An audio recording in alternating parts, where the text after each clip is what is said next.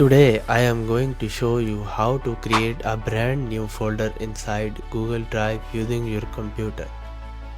First, I went to my desktop and opened Google Chrome. Once Chrome was opened, I moved to the top right corner of the screen and clicked on the Google Apps icon next to my account picture. A drop-down menu appeared with lots of Google services, and from there I clicked on Google Drive. In just a moment, the Google Drive interface opened. Now on the left side I saw a button named New.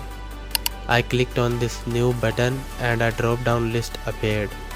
The very first option in the list was New Folder, so I clicked on it. A small pop-up window appeared asking for the folder name. Inside the text field I typed My Personal New Folder.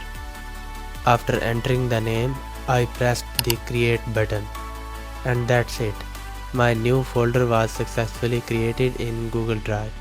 Now I can open this folder and upload files, save documents, organize data and use it however I need. If this guide helped you, make sure to like, subscribe and press the bell icon so you never miss my next tech guide.